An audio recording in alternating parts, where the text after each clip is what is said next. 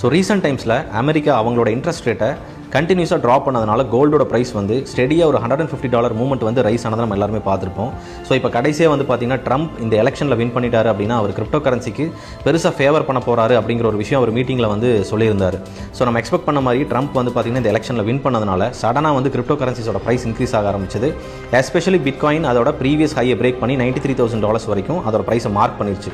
So யூஸ்வலாக investors வந்து பார்த்தீங்கன்னா இனிமேல் கிரிப்டோ கரன்சிக்கு மார்க்கெட் ரொம்ப ஃபேவராக இருக்க போகுது அப்படிங்கிறதுனால அவங்களோட இன்வெஸ்ட்மெண்ட் கோல்டுலேருந்து கிரிப்டோஸ்க்கு ஷிஃப்ட் பண்ணாங்க.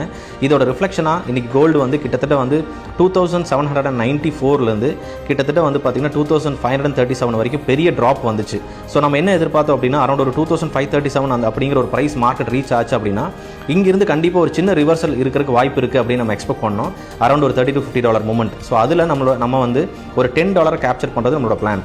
ஸோ நம்மளோட பிளான் படி மார்க்கெட் ரிவர்சலில் ஒரு சின்ன கன்ஃபர்மேஷன் கிடைச்சதுனால இந்த இடத்துல வந்து பார்த்தீங்கன்னா நம்ம என்ன பண்ணோம்னா கோல்டில் ஒரு பை பொசிஷன் எக்ஸிக்யூட் பண்ணோம். இந்த அனாலிசிஸ் மூலமாக இந்த பர்டிகுலர் அக்கௌண்ட்டில் மட்டும் நம்மளுக்கு கிடைச்ச ப்ராஃபிட் எவ்வளோ அப்படின்னா இட்ஸ் நியர்லி $1,198. ஒரு 10 லட்ச ரூபா முதலீட்டில் இன்ஃப்ராஸ்ட்ரக்சர் இல்லாமல், ப்ரொடக்ஷன் இல்லாமல், எம்ப்ளாயிஸ் ஹையர் பண்ணாமல், மார்க்கெட்டிங் அண்ட் சேல்ஸ் இல்லாமல் மாதம் நிரந்தரமாக ஒரு 50,000 1 லட்ச ரூபா சம்பாதிக்கிறதுக்கு ஃபினான்ஷியல் மார்க்கெட்டில் ஒரு பெரிய ஆப்பர்ச்சுனிட்டி இருக்குது அப்படின்னா அதை நீங்கள் என்னென்னு தெரிஞ்சுக்கணும்ல. ஸோ டைரெக்டாக கால் பண்ணி என்னென்னு தெரிஞ்சுக்கோங்க.